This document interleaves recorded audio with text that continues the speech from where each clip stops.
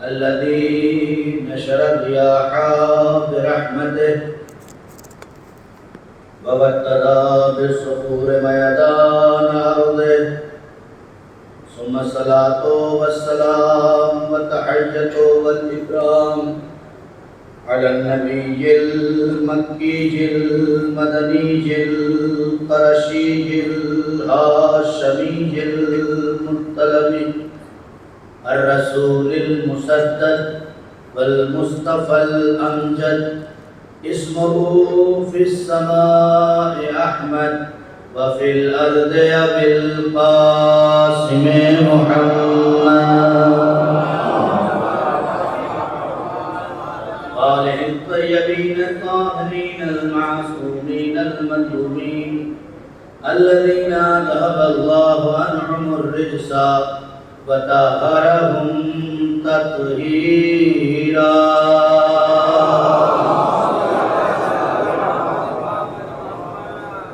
أما بعد فقد قال الله تبارك وتعالى في القرآن المجيد والفرقان الحميد وقوله الحق. بسم الله الرحمن الرحيم. هل يستوي الذين يعلمون والذين لا يعلمون؟ صدق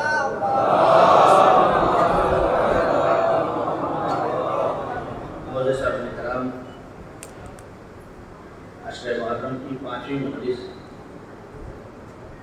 اس کا عنوان علم اور رہبری، اور گفتگو یہاں تک پہنچی ہے کہ اگر انسان علم سے محبت نہیں کرتا تو اس دنیا میں سربلند نہیں ہو سکتا. اگر سربلندی چاہیے، اگر کمال چاہیے، اگر سعادت چاہیے تو ضروری ہے کہ اپنے آپ کو زیور علم سے آراستہ کریں. موٹی موٹی چین پہننے سے کمال نہیں ملتا. علم کی پتلی سی چین اپنے گلے میں ڈال لو، بڑے بڑے چین والے آپ کی قدر کرنا شروع کر دیں. اس لیے کہ قدر نہ لباس سے ہوتی ہے، قدر نہ دولت سے ہوتی ہے، قدر نہ ثروت سے ہوتی ہے، قدر نہ تخت و تاج سے ہوتی ہے. قدر کے لیے صرف ایک تاج پہننے کی ضرورت ہے جسے علم کہا جاتا ہے. اگر علم نہیں ہے تو تخت پہ بیٹھا ہوا انسان بھی رسوا ہوتا نظر آئے گا. اگر علم نہیں ہے تو تخت و تاج رکھتے ہوئے بھی انسان رسوا نظر آئے گا. لیکن اگر علم ہے تو بوریے پہ بیٹھا ہوا بھی مطمئن نظر آئے گا. شرط یہ ہے کہ علم کو اپنے وجود میں اتار لے. اسی لیے کسی نے کہا ہے کہ علم کرتا ہے زمانے میں خمینی پیدا. علم کرتا ہے زمانے میں خمینی پیدا. جہل انسان کو صدام بنا دیتا ہے. نام کچھ بھی رکھ دو، نام سے نہیں ہوتا. اس لیے کہ ہمارا دین نام سے نہیں چلتا ہے، ہمارا دین کردار اور کیریکٹر سے چل رہا ہے. اور یہی وجہ ہے کہ نوجوانوں کے لیے اس مسئلے کا حل کرتے ہوئے آگے بڑھوں کہ ہم سے سوال ہوتا ہے کہ تم علی علی اتنا کرتے ہو، تمہارے علی کا نام تو قرآن میں بھی نہیں لیا گیا ہے. کہ نہیں سوال؟ یہ نوجوانوں کو آتے رہتے ہیں. آج کل تو سوشل میڈیا کا دور ہے. تم علی کو اپنا پہلا امام مانتے ہو، پہلا خلیفہ مانتے ہو، ہر جو کچھ ہے سب علی علی کرتے رہتے ہو. علی کا نام قرآن میں نہیں آیا ہے. جو اصل علم ہے، جو مصدر علم ہے نبی کے بعد، اس کا نام قرآن میں ہے ہی نہیں ہے. تو اس کا علماء نے دو جواب دیا ہے. پہلا جواب یہ دیا ہے کہ اگر اللہ علی کا نام قرآن میں رکھ دیتا تو بہت ساری مائیں اپنے بچوں کا نام علی رکھ دیتی. بہت ساری مائیں اپنے بچوں کا نام علی رکھ دیتی. جیسے آج تک اس بات میں اختلاف ہے کہ اہل بیت کون ہے، نام علی میں بھی اختلاف ہو جاتا کہ کس علی کا نام ہے. اسی لیے اللہ نے قرآن میں علی کا نام نہیں رکھا، علی کا کردار رکھا. ارے میرے تو بات نہیں بول رہی ہے. علی کا نام نہیں رکھا، علی کا کردار رکھا. ارے ہزاروں مائیں اپنے بچے کا نام علی تو رکھ سکتی ہے، لیکن بچے اپنے اندر علی والا کردار نہیں لا سکتا. تو علم ضروری ہے. علم اگر جیل ہے تو تخت و تاج پہ بیٹھا ہوا رسوا ہو جائے گا. اگر علم ہے تو بول لیے پہ بیٹھا ہوا بھی مطمئن ہوگا. نہیں جملے بدل دوں. اگر جیل ہے تو مال رکھنے کے باوجود بھی سکون نہیں ہے، لیکن اگر علم ہے تو غربت میں بھی شاہی کا مزہ ہے. یہ صرف کہہ نہیں رہا ہوں، یہ پورے تاریخ ہے. اگر آپ دیکھیں کہاں سے شروع ہوتا ہے علم، بس گفتگو کا کل سے جوڑ دوں. کہاں سے شروع ہوتا ہے؟ کل حدیث پڑھی تھے، اطلب العلم من المہد الی اللحد. علم کو حاصل کرو کہاں سے؟ ماں کی آغوش سے. کہاں تک؟ اللہ چاہتا تو کہہ دیتا اطلب العلم من الخلق الی اللحد، من الوجود الی اللحد. علم کو حاصل کرو جب سے پیدا ہوئے ہو. کہہ سکتا تھا کہ نہیں؟ جب سے تمہارا یہ وجود تمہیں ملا ہے، جب سے علم کو حاصل کرو. کہاں تک؟ قبر تک. نہیں، کیا حدیث نہیں. حدیث کیا کہتی ہے؟ اطلب العلم من المہد. علم کو حاصل کرو ماں کی آغوش سے. یعنی ہمیں نبی بتانا چاہتے ہیں جب بچے کا رشتہ دیکھنے جاؤ تو باپ کی بلڈنگ مت دیکھو، بیٹی کی تعلیم دیکھو. اس لیے کہ جو تم لے کے آؤ گے، جسے لا رہے ہو، یہ تمہارے گھر کی نوکرانی نہیں آ رہی ہے. بہت رک کے جملہ کہہ رہا ہوں نوجوانوں کے لیے، غور کرنا بہت ضروری ہے. یہ باتیں ممبر سے بیان کرنے کی. تم اپنے مزاج کو تھوڑا آزاد کرو، وسعت قلبی لاؤ. خدا کی قسم یہ ہندوستان ہے جہاں ہمارے گھر کی عورتیں کچھ دینے کے بجائے صرف کھانے کی تعریف کر دو تو خوش ہو جاتی ہیں. کیا بات ہوتا ہے؟ کچھ نہیں دینا آپ کو، ورنہ دوسرے ملکوں میں جائیے، جس دن سیلری ملتی ہے بٹوارا ہو جاتا ہے. جینا حرام ہے لوگوں کا. اور آپ کے ہاں صرف ایک وقت کے روٹی کی تعریف کر دینے سے اس کی محبتوں میں اضافہ ہو جاتا ہے. ارے لعنت ہے ایسے شخص کے اوپر جو اپنے گھر میں داخل ہو اور اپنی بیوی کی خوشی کا نہیں بلکہ غصے کا سبب بن جائے.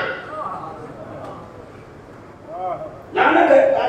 علماء اور تمام احادیث کا اگر نچوڑ آپ دیکھیں گے تو یہی ہے. دن بھر آپ باہر رہ رہے ہیں. اب بات آ گئی ہے، میرا کیا کروں، مجبوری ہے صلوات پڑھتے محمد والے.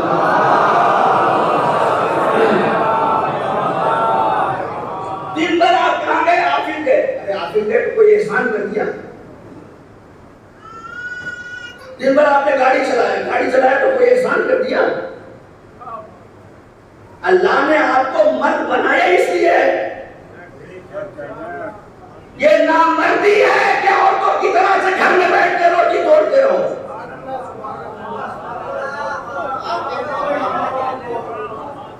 مرد تو کہتے ہی اسے ہیں جس کے بازوؤں میں اتنی طاقت ہو تو بس پڑے تو بیلچا بھی اٹھا لے.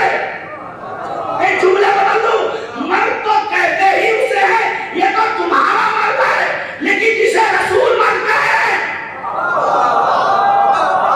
جسے رسول مرد کہے اسے دیکھو جب وقت پڑتا ہے تو یہودی کی باغ میں بیلچے بھی اٹھاتا ہے, وقت پڑتا ہے تو بابا خیمہ بھی اٹھاتا ہے.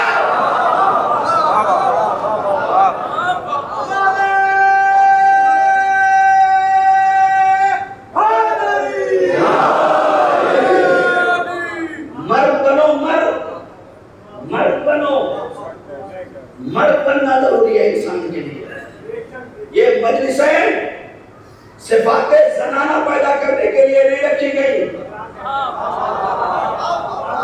یہ مجلسیں اسی لیے رکھی گئی کہ اس میں سناؤ رجلن کرارن غیر فرارن. علمداری اور رہبری اصول کو بھی ملتی ہے کہ جو مرد ہو, کرار ہو, غیر فرار ہو. مرد یعنی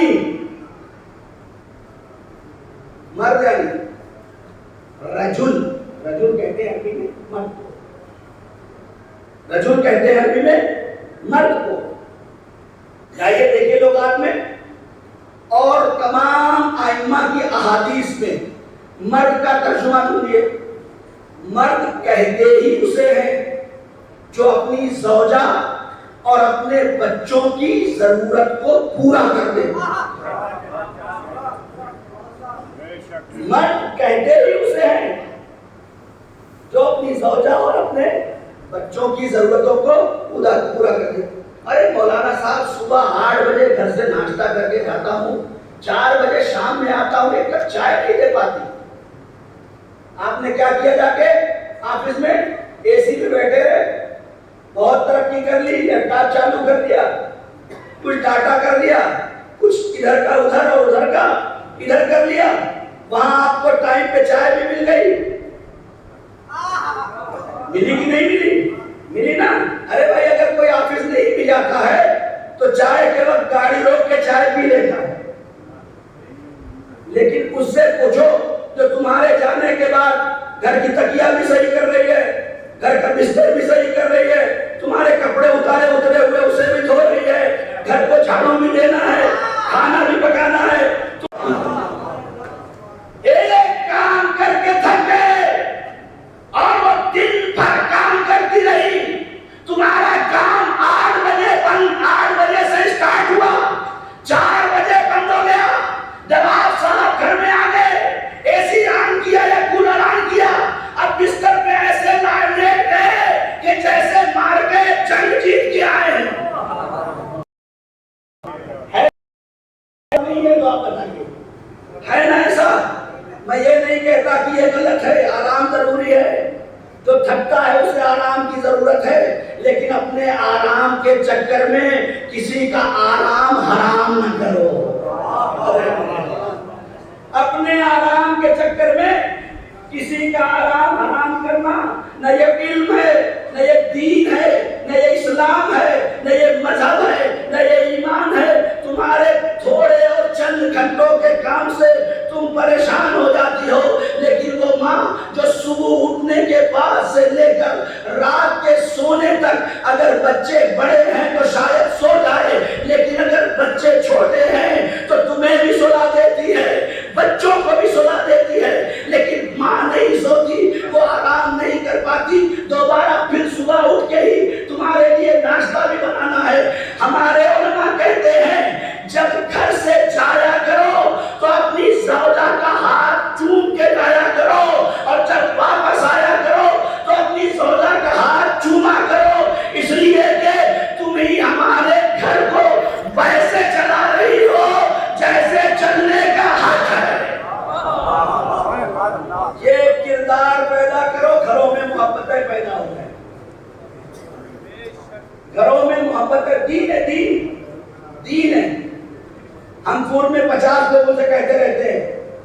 مولانا صاحب ہم بہت محبت کرتے ہیں آپ سے، کہتے نہیں کہ جو بھی بچہ مجھے ایران میں فون کرتا ہے یا یہاں بھی ابھی بھی جو لوگ فون کرتے ہیں مولانا بس آپ کی محبت دل کو کھینچ لی،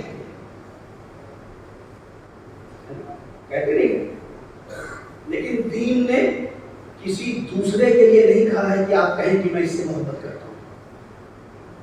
کتنی کرتے ہیں وہ آپ کرتے ہیں، لیکن دین نے نہیں کہا ہے. نوجوانوں کے لیے خاص طور سے بات پڑ گئی ہے تو جہاں لے نوجوانوں کے لیے خاص طور سے دین کہتا ہے نبی کریم حضرت محمد مصطفیٰ صلی اللہ علیہ وسلم وہ ارشاد فرماتے ہیں کہ جب تم گھر سے باہر جاؤ اور تمہارے گھر آنے میں چند گھنٹوں کی تاخیر ہونے والی ہو تو تم اگر دن بھر کے لیے غائب ہو تو کئی مرتبہ اپنی بیوی سے یہ کہو انی احبک، میں تم سے بہت محبت کرتا ہوں. خدا کی قسم روایت ہے، حدیث ہے. کیوں؟ اس کا دو فائدہ ہوگا. ایک، جب تم گھر میں داخل ہوگے تو تمہیں منہ گرا نہیں ملے گا، مسکراتا ہوا چہرہ نظر آئے گا، باہر کی تھکن غائب ہو جائے گی. دوسرا یہ ہے کہ جس نے اپنا سب کچھ چھوڑا ہے تمہارے لیے، سب کچھ چھوڑا، یہ آسان نہیں ہے. یہ بڑا آسان ہے ہمارے لیے کہ ہم جائیں 100 لوگ جا کے ایک لڑکی کو بیاہ کے اپنے گھر لے کے آ جائیں. دکھنے میں بڑا آسان ہے، لیکن اس سے پوچھئے کہ جس نے اپنی آدھی زندگی ایک ماں باپ بھائی بہن کے ساتھ گزاری ہو اور اب آدھی زندگی ایک ایسی جگہ جانا ہے جہاں کا کچھ پتہ ہی نہیں. لہٰذا میں والدین سے بھی گزارش کروں گا کہ اپنی بچیوں کی تربیت اس انداز سے کریں. ٹھیک ہے، اللہ نے آپ کو نوازا ہے، آپ اپنے گھر میں آتے ہیں، اے سی چالو کر دیتے ہیں، بچے اسکول سے آتے ہیں چالو کر دیتے ہیں اور آرام سے بچے بیٹھتے ہیں، اچھے سے اچھا آپ ان کو بیگ دلاتے ہیں، اچھے سے اچھا کپڑا پہناتے ہیں، اچھے سے اچھا کھانا کھلاتے ہیں. یہ حق ہے آپ کا، اللہ نے آپ کو دیا ہے، نوازا ہے، تو آپ یہ کریں گے. لیکن ساتھ میں آپ کو نہیں، میں خود کر رہا ہوں اپنی بچیوں کے ساتھ، اس لیے آپ سے کہہ رہا ہوں، ایسا نہیں صرف کہہ رہا ہوں. اپنی بچیوں کو بٹھا کے اپنے ساتھ یہ بات سمجھائیں کہ بیٹا ابھی اللہ نے دیا ہے، یہ سب ہمارے پاس ہے. اگر یہ بچوں کے ذہن میں ابھی سے بٹھاتے رہیں گے تو شادی کے بعد کوئی اختلاف نہیں ہوگا. بچوں کو بٹھائیں ذہن میں کہ بیٹا ضروری نہیں ہے کہ آج تیرے باپ کے پاس اے سی ہے تیرے شوہر کے پاس بھی اے سی ہو. ضروری نہیں ہے کہ آج تیرے باپ کے پاس بیڈ ہے تیرے شوہر کے پاس بھی بیڈ ہو. تیرے باپ نے بڑی محنتیں کی ہیں تب یہ سب ہوا ہے. تیری شادی ہوگی، ہو سکتا ہے کچھ نہ ہو، تیرا شوہر محنت کرے گا، یہ سب کچھ ہو سکتا ہے. صلوات پڑھتے محمد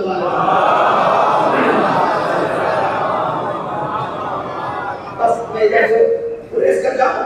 میرے نوجوانوں کوشش کرو، یہ رشتہ بڑا اہم ہے، بڑا اہم ہے، بہت اہم ہے، اور اتنا اہم ہے کہ ہم تصور بھی نہیں کر سکتے. اس کا اندازہ تو صرف اہل بیت کے گھرانے سے لگایا جا سکتا ہے. پیغمبر اکرم ہیں، اپنی بیٹی کے گھر گئے ہوئے ہیں. سن لیں میرے عزیزوں، ایک بیٹی کا درد باپ کے دل میں کیا ہوتا ہے اور ایک شوہر کے دل میں کیسی محبت ہونی چاہیے. دو روایتیں معلوم ہیں. جناب رسول اکرم حضرت محمد مصطفیٰ صلی اللہ علیہ وسلم اور بہنوں اور اپنی بیٹیوں کے لیے عرض کر رہا ہوں کہ جو تھوڑا سا کام اگر آ جاتا ہے تو گھبرا جاتی ہے. نہیں، تم سیدہ سے بڑی نہیں ہو، تم فاطمہ سے بڑی نہیں ہو، تم خدیجہ کی بیٹی سے زیادہ مالدار نہیں ہو. اس لیے کہ جناب فاطمہ الزہرا، جناب خدیجہ الکبریٰ سلام اللہ علیہما ان کی بیٹی ہیں،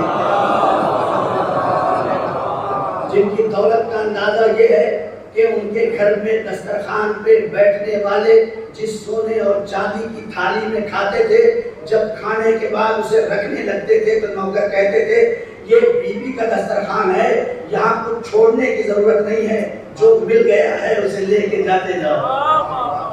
یہ ہے سیدہ کی ماں، جن کے قافلے میں جب قافلہ جاتا تھا تو خیمے لگانے کے لیے جو کیلیں ٹھوکی جاتی تھی وہ سونے کی ہوتی تھی، جو رسیاں ہوتی تھی وہ سونے کی ہوتی تھی۔ اتنی مالدار ماں کی بیٹی ہے جناب فاطمہ زہرا، اتنی مالدار۔ نتیجہ کیا ہے؟ جناب رسول اسلام بیٹی کے گھر اور آتے ہیں تو کیا دیکھتے ہیں؟ جناب سیدہ چکی چلا رہے اور ایک بچے کو گود میں لیے ہوئے چکی چلا رہے۔ محسوس کریں، میں بہت رک کے اپنی بیٹیوں اور اپنی ماں اور بہنوں کے لیے پڑھ رہا ہوں کہ چکی چلا رہی ہے، صرف چکی چلا نہیں رہی، یہاں سے خون رس رہا ہے۔ جو چلا رہی ہے، اتنی چکیاں چلائی ہیں کہ ہاتھوں سے خون رس رہا ہے۔ کسی نے جناب فاطمہ زہرا سے کہا کہ تمہارے بابا رسول اللہ ہیں، کوئی ایک خادمہ کا انتظام کر لو، ایک کام کرنے والی رکھ لو، اچھا ہو جائے گا، آپ کو بھی آسانی ہو جائے گی۔ اب یہاں ایک بات اور بتا کے چلو تاکہ بات رہ نہ جائے۔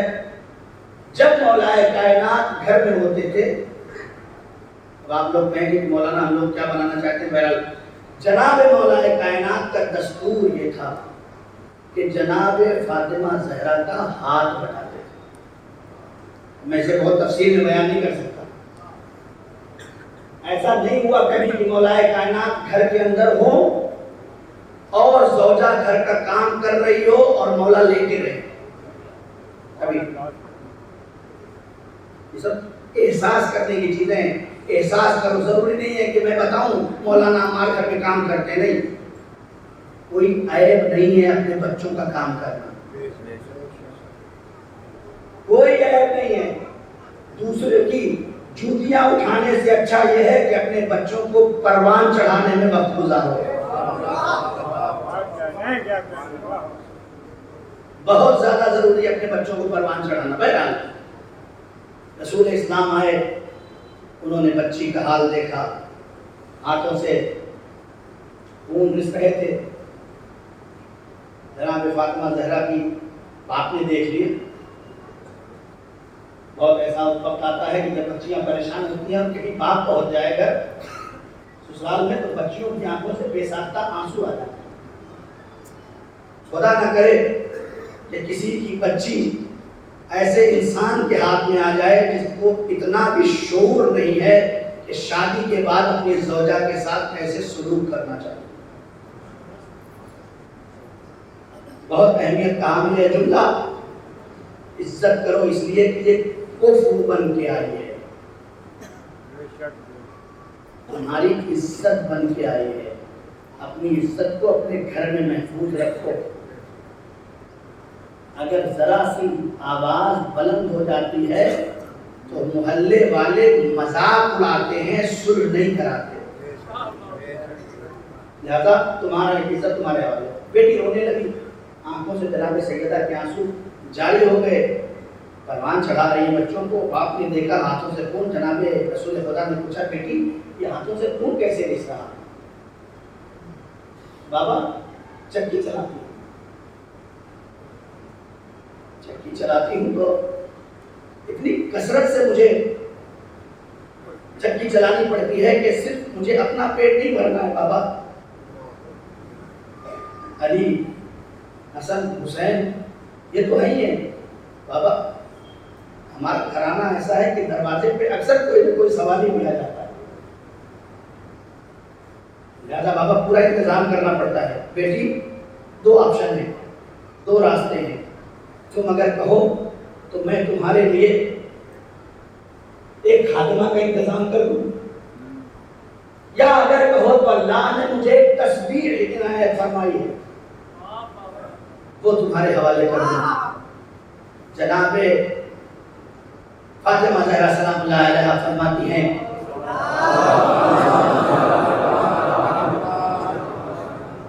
اے میرے بابا خادمہ آ کے کیا کرے گی، ابھی میرے ہاتھ سے رس رہے ہیں، کل اس کے ہاتھ سے بھی خون رسیں گے، اس لیے یہ کام ہے چاہے وہ کرے یا میں کروں. اگر اللہ نے کوئی تسبیح عنایت فرمائی ہے تو وہ مجھے ہدیہ کر دے. جناب رسول اکرم صلی اللہ علیہ وسلم نے جناب سیدہ کو یہ تسبیح دی کہ یہ میری بیٹی جب تم کام کرنے لگو تو خدا بند عالم نے مجھے یہ تسبیح دی ہے اور میں تمہیں ہدیہ کر رہا ہوں کہ جب تم کام کرنے لگنا تو اپنی زبان سے 34 مرتبہ اللہ اکبر، 33 مرتبہ الحمدللہ اور 33 مرتبہ سبحان اللہ کہو. خدا گھر کے سارے امور تمہارے لیے آسان کر دے گا. صلوات پڑھ محمد.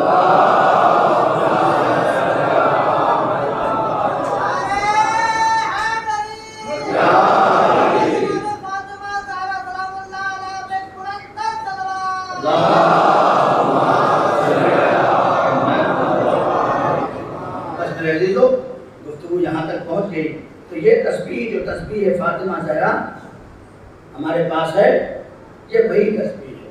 اسی لیے کہا جاتا ہے کہ اگر کوئی شخص نماز کے بعد بغیر پہلو بدلے ہوئے تسبیح حضرت زہرا سلام اللہ علیہا پڑھتا ہے تو خدا اسے 70 رکعت نماز کے ثواب یا 700 رکعت نماز کے ثواب کے برابر ثواب کا کرتا ہے. لہذا بہت سے نوجوانوں کو دیکھا ہے بس نماز پڑھتے ہیں اور جلدی سے. امام فرماتے ہیں ہم اپنے بچوں کو نماز کے بعد تسبیح فاطمہ پڑھنے کی تاکید کرتے ہیں. تم بھی اپنے بچوں کو تسبیح فاطمہ ذرا سلام اللہ علیہ کی بات ہے. بس جلدی سے ایک اور بات بتا کے آگے بڑھ جاؤں کہ یوں تو نماز کے بعد جو تسبیح پڑھنے کے لیے کہا گیا ہے وہ یہی طریقہ کیا ہے 34 مرتبہ اللہ اکبر، 33 مرتبہ الحمدللہ اور 33 مرتبہ سبحان اللہ. لیکن روایت میں ہے کہ جب سونے لگو تو سونے سے پہلے جناب سیدہ کی تسبیح پڑھو، لیکن ترتیب تھوڑی سی بدل دو. 34 مرتبہ اللہ اکبر، 33 مرتبہ سبحان اللہ اور 33 مرتبہ الحمدللہ. یعنی سبحان اللہ کی جگہ پہ الحمدللہ، الحمدللہ کی جگہ پہ سبحان اللہ. جو لوگ زیارت پہ گئے ہیں قم میں، قم معصوم ہے، قم سلام اللہ علیہ کا جو روضہ ہے وہاں کی زیارت جب آپ پڑھیں گے تو اس میں زیارت سے پہلے لکھا ہوا ہے کہ آپ پڑھیے پہلے 34 مرتبہ اللہ اکبر، 33 مرتبہ سبحان اللہ اور پھر 33 مرتبہ الحمدللہ. ترتیب یہ ترتیب نہیں جو نماز میں پڑھی جائے. کیوں وہاں پہ ترتیب پڑھو؟ کا اس لیے کہ ایک عالم دین نے امام سے سوال کیا کہ مولا ہم جاننا چاہتے ہیں کہ اصل قبر جناب سیدہ کہاں ہے؟ کہاں پہ جناب سیدہ قبر؟ کوئی کہتا ہے جنت البقیع میں ہے، کوئی کہتا ہے کہ مدینے میں ہے، کوئی کہتا ہے کہ فلاں جگہ ہے. اصل کہاں پہ ہے؟ تو امام نے فرمایا کہ عالم دین یاد رکھو جناب سیدہ کی قبر خدا بند عالم نے مخفی رکھا ہے. اگر تم یہ چاہتے ہو کہ جناب زہرا کی قبر کا ثواب حاصل ہو جائے تو تم قم چلے جاؤ اور معصومہ قم کی زیارت کرو. جو ثواب جناب زہرا کی قبر کی زیارت کا ہے وہی ثواب معصومہ قم کی زیارت کے ثواب میں ہے. وہاں چلے جاؤ. ہر امام کا ایک حرم ہے.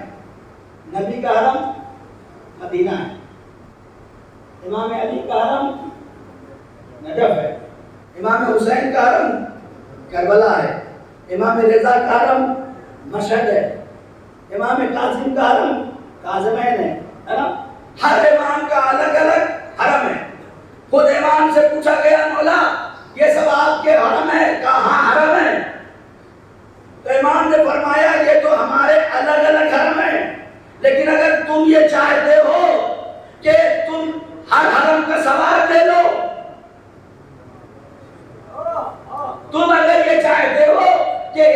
وقت میں ہر حرم کا ثواب لے لو تو تم چلے جاؤ، اس لیے کہ اگر کاظمین امام کاظم کا حرم ہے، نجف امام علی کا حرم ہے، مشہد امام رضا کا حرم ہے، کربلا امام حسین کا حرم ہے اور نجف امام علی کا حرم ہے، تو یہ الگ الگ حرم ہے، لیکن جو ہم سب اہل بیت کا حرم ہے جسے عش آل محمد کہا جاتا ہے، وہ قم روضے حضرت معصومہ سلام اللہ علیہ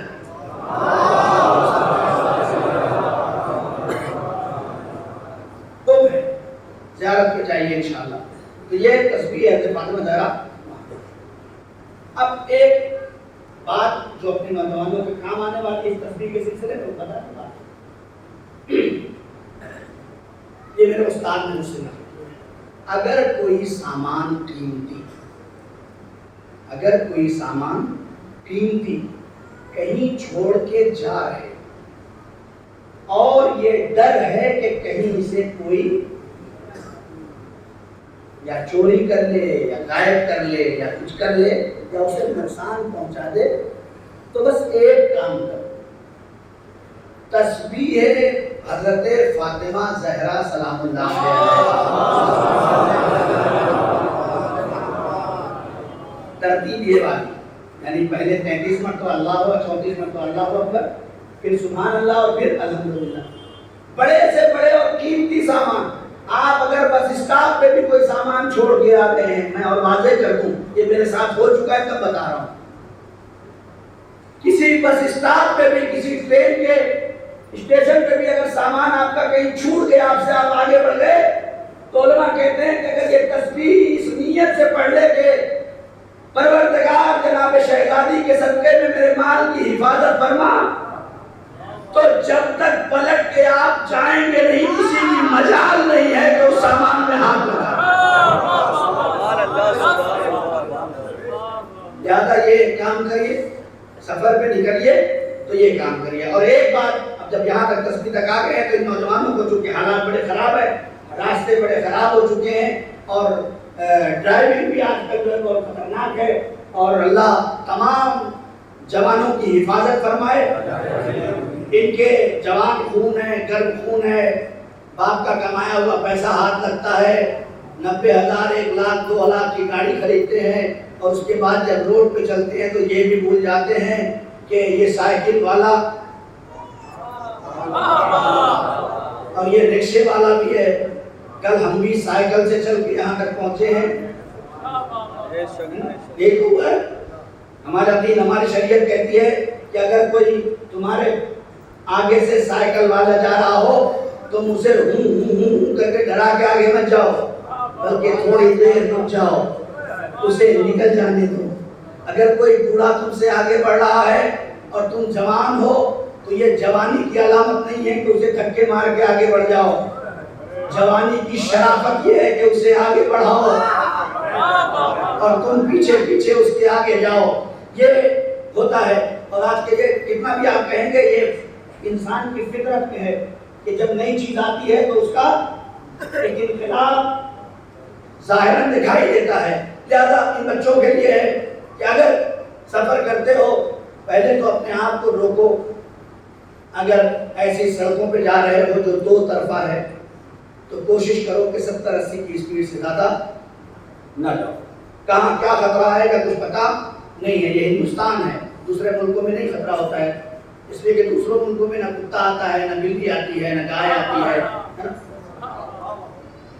وہاں صرف انسانوں کا خطرہ ہے، اور یہاں نہ جانے کس کس چیز کا خطرہ ہے، کون کہاں سے کب آ جائے کچھ پتا نہیں۔ بس آخری بات کہہ کے جب گھر سے نکلو تو دعائے سفر تو پڑھتے ہوں گے آپ، اور نہیں پڑھتے ہیں تو یاد کر لیجیے، چھوٹی سی ہے، دعائے سفر ضرور پڑھیں، آیت الکرسی پڑھیں، آیت الکرسی ہزاروں روایتیں ہیں اس بارے میں بتائی نہیں جاتی۔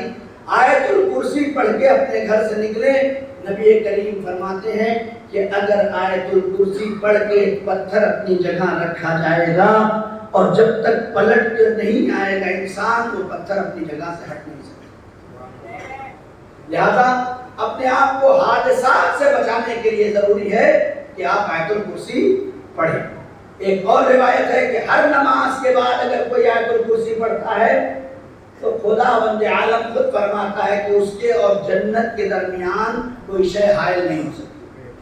دوسری روایت ہے کہ اگر رزق میں بہت زیادہ تنگی تمہارے یہاں ہو رہی ہے تو صرف دو کام کرو، ایک سلوات کی بہار کر دو۔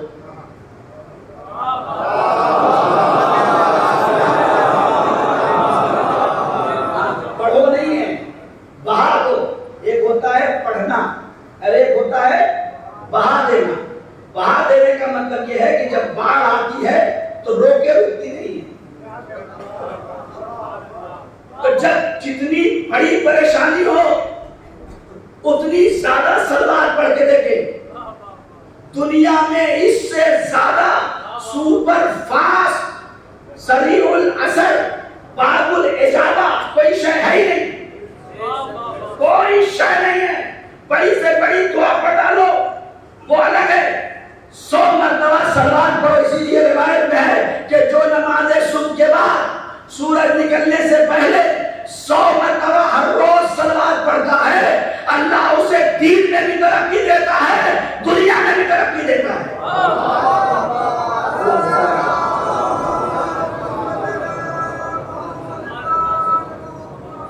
بس میرے دل کو تم کباب ہو گئے۔ یہ چیزیں وہ ہیں جو ضروری ہیں، کچھ باتیں آ گئی درمیان میں اور آپ کے سماعتوں کی نظر ہو گئی، اور میں امید کرتا ہوں کہ شاید یہ باتیں جو ہوئی ہیں یہ میرے نوجوانوں کے لیے عبرت آمیز ہوں گی اور یہ اپنی زندگی میں یہ محسوس کریں گے۔ دیکھیں ہم لوگ تو گزر گئے اس مرحلے سے، لیکن ضرورت ہے کہ ان کی ایسی تعمیر شخصیت کیا جائے کہ ہمارے ان نوجوانوں کو دیکھ کے دوسرے جوان سیکھیں کہ اگر جوانی ہو تو ایسے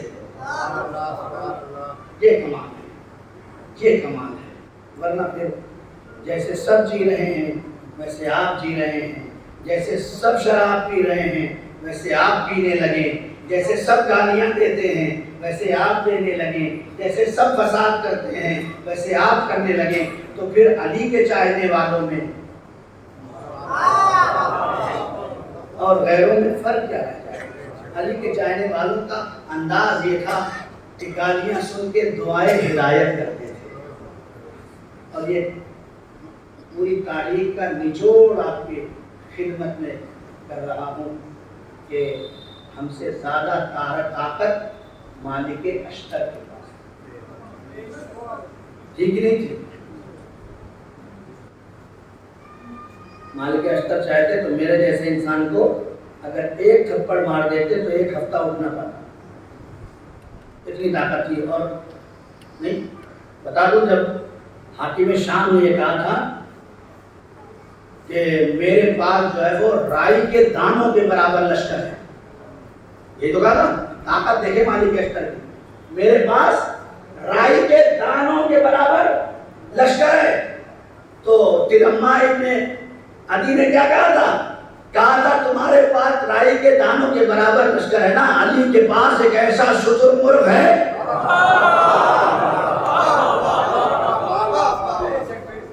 علی کے پاس ایک ایسا شتر مرغ ہے کہ جو سارے رائی کے دانوں کو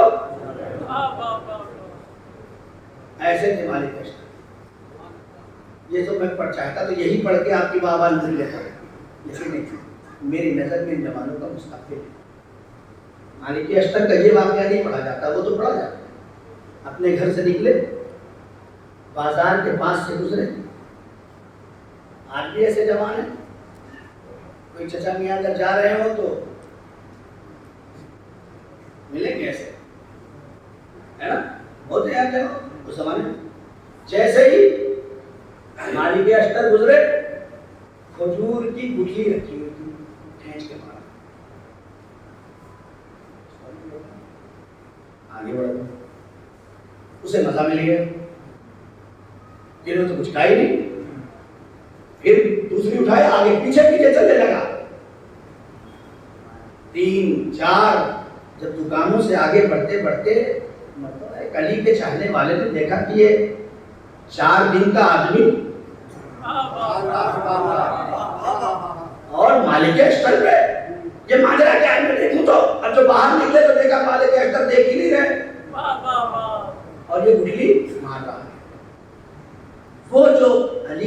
جانے والا تھا, پہچانتا تھا, یہ تو نہیں پہچانتا تھا. اس نے آگے کہا کہ بھیا جانتے ہو یہ کون ہے؟ یہ تم کر رہے ہو یہ پہچانا تم نے کون ہے؟ کہا نہیں میں تو نہیں جانتا. کہا یہ مالک اشتر تھے. اللہ اکبر. مالک اشتر گزرے تھے, پاؤں کانپنے لگے, ہاتھ ہلنے لگے اس جوان کے. یہ اشتر کو کس نے نہیں سنا تھا. اب جو اس کو پتا چلا کہ یہ مالک اشتر تھے تو یہ دوڑا ہوا چلا. خوف دل میں آ گیا. بہادر مار کے اپنا خوف نہیں رکھتے. بہادر تھپڑ مار کے اپنا خوف باقی نہیں رکھتے. تھپڑ مارنے سے خوف چلا جاتا ہے. آگے بڑھے, وہ پیچھے پیچھے. مالک اشتر مسجد, دروازہ کھولا, مصلی بچھایا, نماز پڑھی, ہاتھوں کو اٹھایا. وہ مسجد کے گیٹ پہ کھڑا ہے کہ جلدی سے ختم کرے تو میں ان سے معافی مانگوں. وہ ہاتھ اٹھا کے کہتے ہیں میرے اللہ یہ جوان ناسمجھ تھا. میرے اللہ یہ نوجوان ناسمجھ تھا, خواب غفلت میں تھا, اسے نہیں پتا تھا کہ میں کون ہوں. اللہ اس کی ہدایت فرما. میرے اللہ اس کی ہدایت فرما. علی کے چاہنے والے ایسے ہوتے ہیں, مار دیتے تو زندگی بھر گٹھلی تو نہ مارتا. ارے میرے عزیزو, میں جملوں کو کتابوں سے نہیں لا سکتا, یہ کتابوں میں ہے ہی نہیں. اگر مار دیتے مالک ایسے نہیں مار سکتے تھے. پوری زندگی بھول جاتا کہ گٹھلی کیسے چلائی جاتی ہے. پوری زندگی بھول جاتا کہ گٹھلی کسے ماری جاتی ہے. لیکن مالک اشتر مار دیتے تو یہ مالک اشتر کو نہیں مارتا. یہ تو ممکن تھا لیکن اس کی فکر بدل جاتی. یہ ممکن نہیں تھا. جناب مالک اشتر نے اس کے حق میں ہدایت کی دعا کی. اس نے کانوں سے سنا, ہاتھ جوڑ کے کہا مالک اشتر مجھے معاف کر دینا. آج سے میں ثابت کر کے رہوں گا کہ علی کا شیعہ کیسا ہوتا ہے.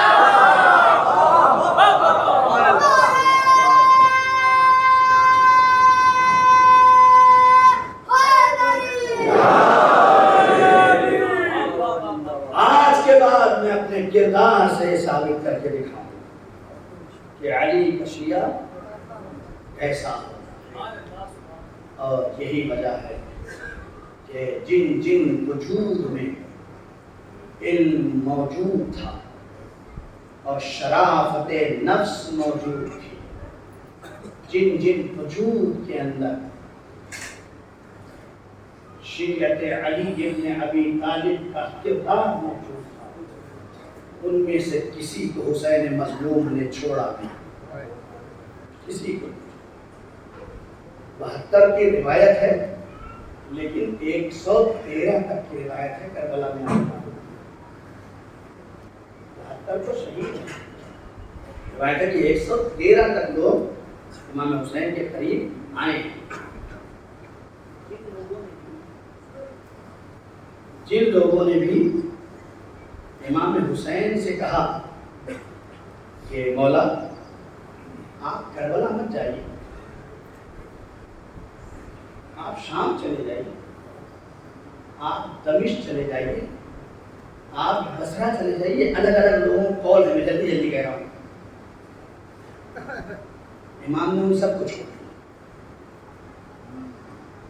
حتیٰ کہ امام کے اپنے بھائی ہیں محمد ابن حنفیہ, انہوں نے بھی امام کو مشورہ دیا کہ مولا آپ دمشق چلے گئے, شام چلے گئے, میرے حسین آپ کربلا کیوں جا رہے ہیں؟ امام نے انہیں چھوڑا. اس لیے کہ امام جانتے ہیں کہ جو امامت کو مشورہ دے اور ابھی امام کے فعل پر راضی نہ ہو وہ کربلا میں شامل ہونے کے لائق نہیں ہے. فہرست تیار کی, 5 محرم آ گئی, سیدہ کا لال کربلا پہنچ چکا. یہ سنتے ہیں آپ کے 7 محرم سے پانی نہیں تھا. پانی 7 محرم سے ختم ہو گیا تھا. پانی 4 محرم سے ہی نہیں تھا. روایت کہتی ہے کہ کربلا میں صدائے الاتش بلند ہوتی تھی تو بیویاں تڑپ جاتی تھی. 7 محرم آتے آتے 8 محرم آتے آتے خود بیویاں ناقل ہیں کہ ہم لوگ ایک وقت پانی پیتے تھے, کیا کریں کہ بچے ہر وقت پانی مانگتے. یہ سب احساس کرنے کی چیزیں ہیں. جہاں امام حسین یہ فرما رہے ہوں کہ اگر دانا زمین پہ گر جاتا تو پھول جاتا. ابھی یہاں کتنی گرمی پڑ رہی ہے, آپ کو پیاس نہ بھی لگی ہو اور پانی رکھ دیا جائے تو فوراً ہاتھ پڑ جاتا ہے. کیوں؟ اس لیے کہ اندر سے باڈی کا ٹیمپریچر پانی مانگ رہا ہے. جہاں دانا پڑ جائے اور بھن جائے, وہاں چھوٹے چھوٹے بچے, گھر نہیں ہے, گھر وہاں ہے. محسوس کریں اس کو, گھر نہیں ہے, گھر کی چھت کے اندر گرمی اور ہے, اور کپڑے کا خیمہ ڈال کے اس کے اندر رہنا, اس کی گرمی اور ہے. خدا کی قسم ہمیں تو پتہ بھی نہیں چلتا کہ کربلا کے بچے کتنے پیاسے تھے. میں پتہ نہیں مسائل میں وہاں تک پہنچ پاؤں گا کہ نہیں, لیکن چونکہ آج 5 محرم ہے, جناب زینب کے 2 چھوٹے چھوٹے بچوں کے مسائل پڑے جاتے ہیں. میں ساری باتوں سے گریز کر کے اپنے مسائل پہ آ جاؤں کہ جناب زینب نے بھی اپنے بچوں سے جب رات کی تاریکی میں ہر ماں اپنے بچے کو سمجھا رہی تھی کہ میرے لال کل حسین پہ وقت ہے تو تیار رہنا, جناب زینب بھی اپنے دونوں بچوں کو اپنے خیمے میں لٹا کے یہی کہہ رہی تھی, میرے بچوں تم حیدر کرار کے نواسے ہو, تم جعفر طیار کے پوتے ہو, کل اپنے ماموں پہ ایسی جنگ کرنا ماموں کے ساتھ کہ دنیا دیکھتی رہ جائے.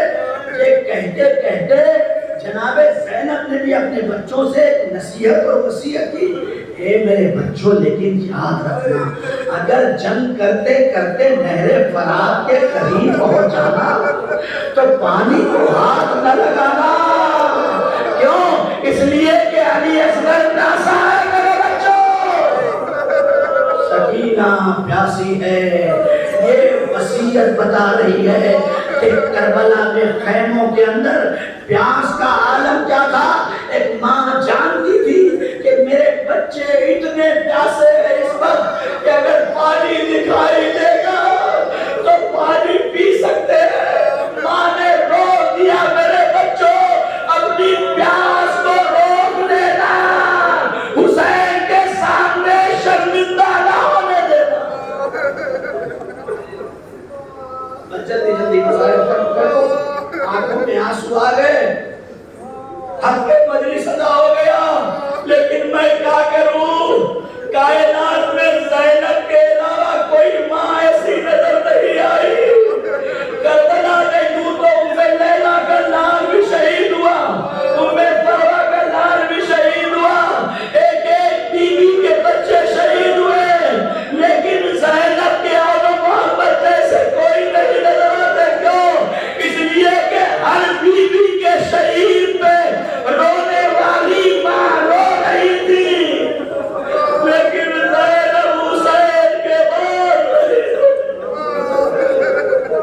اب محمد چلے جنگ کرنے کے لیے کربلا میں پہنچے, جنگ کرتے رہے, ایک مرتبہ کرتے کرتے نہر فرات کی طرف پہنچ گئے. چھوٹے بھائی نے بڑے بھائی سے کہا, بھیا اے بھیا اللہ کا شکر ہے ہم نے جنگ کرتے کرتے اپنے آپ کو نہر تک پہنچا دیا اور نہر پہ قبضہ بھی ہو گیا. اے بھیا پانی تو نہیں پی پائیں گے, اس لیے کہ ماں کی وصیت ہے, اے کاش سکینہ کی مشق لے کے آیا, اے کاش سکینہ کی مشق لے کے آئے ہوتے. جب بچے نہر کی طرف پہنچ گئے, 9 لاکھ کے لشکر نے یلغار کر دیا. روایت کہتی ہے آن کے سر پہ لگا, ایک تلوار محمد پہ لگی, آن ادھر گر گئے, محمد ادھر گر گئے. ارباب مقاتل لکھتے ہیں ایک بیٹا فوراً پھنسے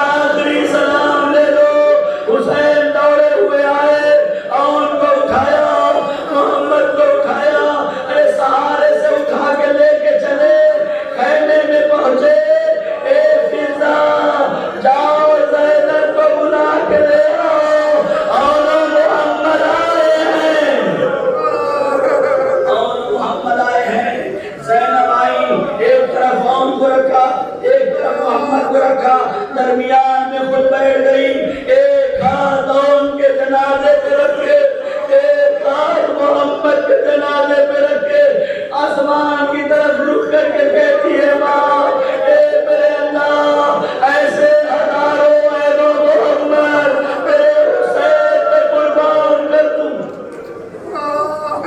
مسائل ختم ہو گیا اور محمد شہید ہو گئے، ماں نہیں روئی۔ کربلا کے تپتے ہوئے صحرا سے 11 محرم کو قافلہ جا رہا تھا، زینب حسین پہ روئی اور محمد پہ نہیں روئی۔ مقتل کے جملے